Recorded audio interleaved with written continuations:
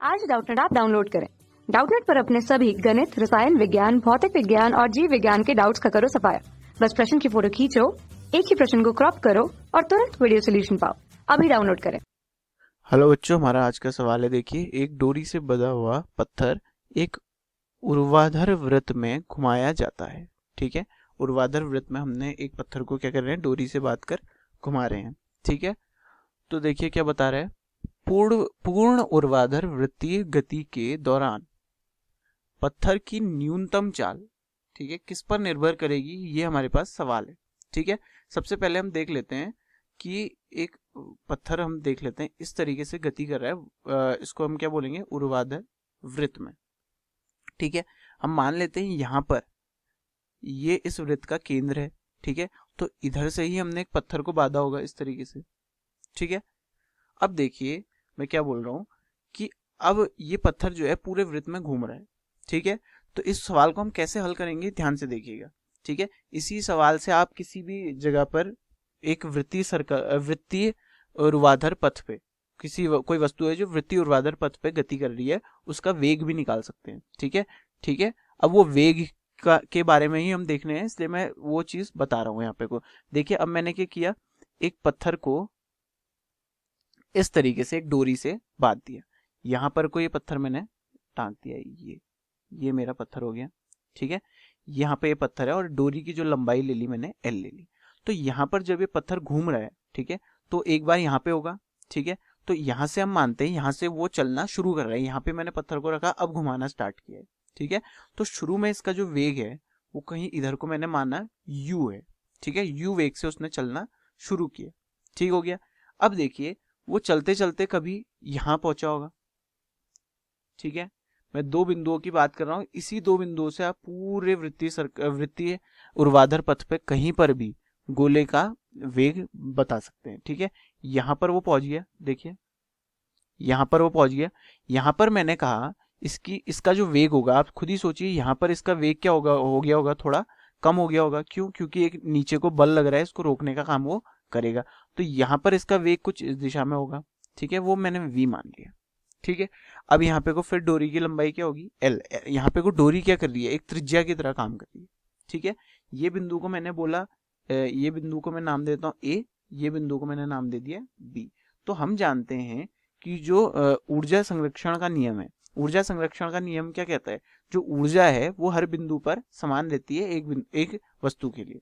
तो यहाँ पर भी क्या होगा, जो ई ए होगा वो बराबर होगा ई बी के, यानी बी बिंदु की जो ऊर्जा है वो ए बिंदु के बराबर होगी। ठीक है, अब आप खुद ही सोचिए, जब इस तरीके से ये वस्तु घूम रही है तो यहाँ पर ए बिंदु पर इसके पास क्या होगा, जो स्थितिज ऊर्जा होगी इसकी शून्य होगी और गतिज ऊर्जा क्या होगी, अधिकतम होगी। यहाँ पर जब ये पहुंचेगा तो इसके पास थोड़ी गतिज ऊर्जा होगी जिसकी वजह से आगे को जा रहा है। ठीक है, और थोड़ी स्थितिज ऊर्जा भी होगी, क्योंकि अगर हम यहाँ से मान ले, ये हम अपना क्या मान ले, ये एक वो जगह मान ले जहां से हम इस वृत्तीय पथ पर घूमते हुए वस्तु को हम देख रहे हैं, हम इस बिंदु से मान लेते हैं। तो इस बिंदु से अगर हम मानते हैं तो यहाँ पे को हमको पता है जो स्थितिज ऊर्जा का सूत्र है, स्थितिज ऊर्जा u से हम दर्शाते हैं, वो क्या होता है, mgh होता है।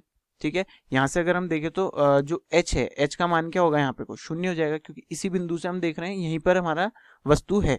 तो यहाँ पे के लिए हमारा जो स्थितिज ऊर्जा है वो शून्य हो जाएगी। ठीक है, खाली इसके पास क्या बचेगी, गतिज ऊर्जा बचेगी।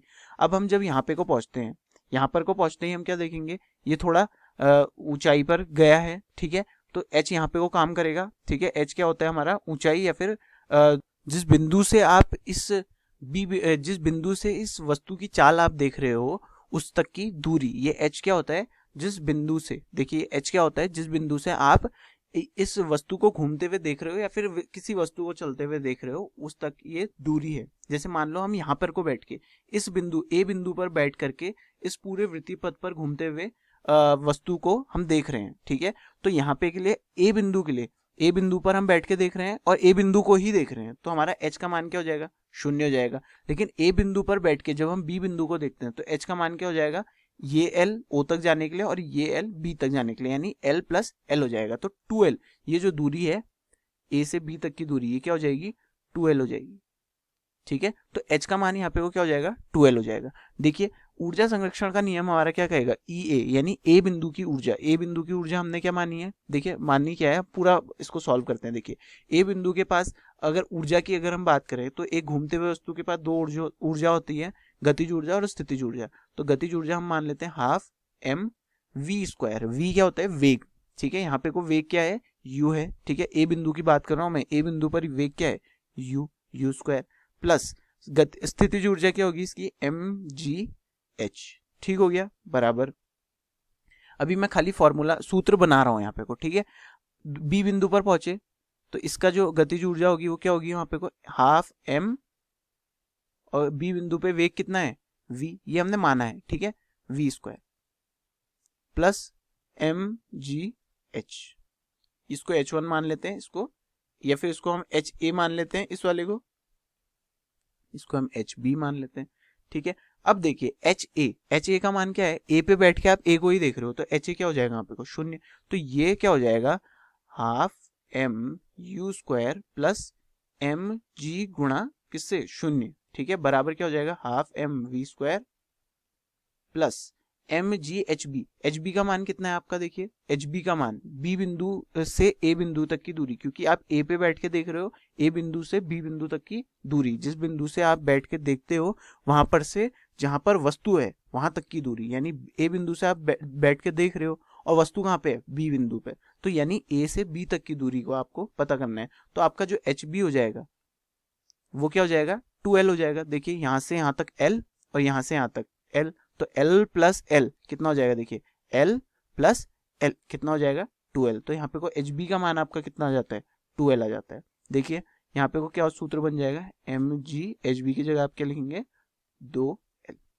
ठीक है। यहाँ से आपका आएगा देखिए हाफ m u स्क्वायर बराबर half m v square plus 2mgl, ठीक हो गया, ये आपके पास निकल कर आ गया। आपको क्या निकालना है, वेग निकालना है, ठीक है, वेग यानी v का मान आपको निकालना है, क्योंकि जो शुरुआत में आपके पास वेग है u, ठीक है, वो तो हमेशा समान रहेगा, ठीक है, शुरुआत में आपके पास जो वेग है वो तो हमेशा समान रहने वाला है, इसलिए आपको v का मान निकालना है, क्योंकि v हमेशा समय के साथ बदलता रहेगा। देखिए यहाँ पर को जब वस्तु पहुंचेगी, इस बिंदु पे वस्तु पहुंचेगी, यहाँ पे को v का कुछ और मान होगा, इस बिंदु पर वस्तु पहुंचेगी, यहाँ पे वो कुछ और मान होगा, इस बिंदु पर पहुंचेगी, यहाँ पे वो कुछ और मान होगा। तो v क्या है, v हर जगह पे बदल रहा है, लेकिन u क्या है, इस बिंदु पर u हमेशा क्या रहेगा, समान रहेगा, ठीक है। अब देखिए हमको v का मान निकालना है, तो हम इसको क्या कर देंगे, दूसरी तरफ भेज देंगे। इससे पहले देखिए m इसमें भी है, m इसमें भी है, m इसमें भी है, पूरे में m क्या हो जाएगा, कट जाएगा। तो आपके पास क्या बचेगा, देखिए हाफ, या फिर u स्क्वायर बाई 2 कह सकते हो, u गुणा एक क्या हो गया u, और ये 2gl जो है इस साइड भेज दिया, तो ये क्या आ जाएगा, माइनस का 2gl इधर चले गया, ठीक है। अब देखिए हाफ v स्क्वायर इधर आ गया, ठीक है। अब मैं ये आधे को क्या कर रहा हूँ, इधर भेज रहा हूँ, तो आधा जो है ये दोनों के पास जाएगा। देखिए यहाँ पे को आधा है, ठीक है, 1/2 है, मैं इसको बराबर चिन्ह के इधर भेज रहा हूँ, तो ये क्या हो जाएगा, 2 बन के इधर जाएगा, उल्टा हो जाएगा, ठीक है, u स्क्वायर बाई 2 गुणा माइनस 2gl, ठीक है, इस तरीके से। अब देखिए यहाँ क्या बचा, खाली v स्क्वायर, ठीक है।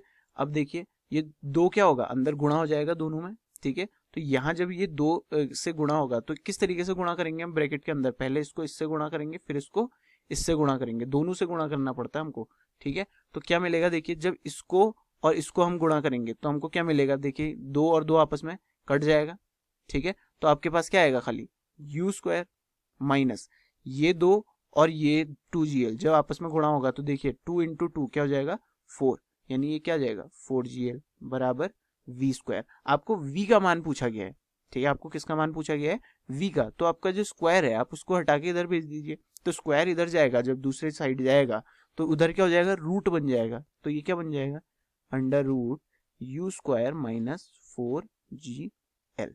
ये आपके पास v का मान आ गया। यानी कोई वस्तु अगर किसी ऊर्ध्वाधर वृत्त पथ पर घूमती है तो उसका जो वेग है वो क्या होता है, under root u square minus 4gl। तो आपके पास अब यहाँ से आप सवाल बना सकते हो। देखिए पत्थर के जो न्यूनतम चाल है, न्यूनतम चाल वो पत्थर के द्रव्यमान से स्वतंत्र है, डोरी की लंबाई से स्वतंत्र है, पत्थर के बढ़ते द्रव्यमान से घटती है, या डोरी की लंबाई से घटती है। तो अगर आप देखो कौन सा ऑप्शन सही है, हम यहाँ से सूत्र के हिसाब से बनाएंगे। जो सूत्र है हमारा क्या है, v बराबर √u² माइनस 4gl। अब ये आपके पास क्या है, v का मान है, ठीक है। अब देखिए यहाँ पे को हमारे पास सबसे नीचे वाले से शुरू करते हैं, डोरी की बढ़ती लंबाई के साथ घटती है, ठीक है। अगर आप क्या करें, u² और u² को समान मान ले, तो आपके पास आप देख सकते हैं v क्या होगा, समानुपाती होगा √l के, ठीक है। तो यानी अगर l बढ़ेगा यानी डोरी की लंबाई बढ़ेगी, तो v भी क्या होगा, बढ़ जाएगा। यानी यह आपका क्या हो जाएगा, गलत हो जाएगा। यहाँ पे वो घटती है बोला है यहाँ, लेकिन हम क्या देख रहे हैं, समानुपाती, तो बढ़ेगी, ठीक है। बोल रहे हैं पत्थर के बढ़ते द्रव्यमान के साथ घटती है, लेकिन आप देखो यहाँ कहीं द्रव्यमान का जिक्र नहीं है, यानी द्रव्यमान का वेग पर कोई असर नहीं पड़ेगा, ठीक है। तो ये भी गलत हो गया। देखिए डोरी की लंबाई से स्वतंत्र है, यानी l यहाँ पे बोल रहा है डोरी की लंबाई का इस पर कोई असर नहीं पड़ेगा, लेकिन हमने ये सूत्र यहाँ से अगर मान लेते हैं, ये देखिए क्या कैसे निकाला हमने, ये u को समान मान लिया, ठीक है, u को नियत मान लिया हमने, ठीक है। और g तो हमको पता है, g का मान तो ऑलरेडी समान होता है पहले से ही 9.8, ठीक है, मीटर पर सेकंड स्क्वायर। ये तो हमेशा ही समान रहता है, ये बदलता ही नहीं है, ठीक है। तो हम देख सकते हैं v क्या होगा, समानुपाती √l के, यानी l अगर बढ़ा यानी डोरी की लंबाई बढ़ी तो v क्या हो जाएगा, बढ़ जाएगा, चाल जो है बढ़ जाएगी। तो यहाँ पे स्वतंत्र बोल रहे हैं, नहीं, लेकिन स्वतंत्र नहीं है, तो ये हमारा क्या हो जाएगा, गलत। तो पहला ऑप्शन क्या है, पत्थर के द्रव्यमान से चाल क्या है, स्वतंत्र है। तो हम देख सकते हैं जो चाल का सूत्र है उसमें कहीं भी द्रव्यमान नहीं है। इसका मतलब क्या है, ये पहला ऑप्शन हमारा सही हो जाएगा कि जो चाल है, पत्थर की न्यूनतम चाल का हो या चाल का हो, वो क्या है, द्रव्यमान से स्वतंत्र है। कक्षा 6वीं से 12वीं से लेकर नीट, IIT, JEE वो एडवांस के लेवल तक 1 करोड़ से ज्यादा छात्रों का भरोसा। आज ही डाउनलोड करें डाउटनेट ऐप या व्हाट्सएप करें अपने सारे डाउट्स 8400 400 400 पर।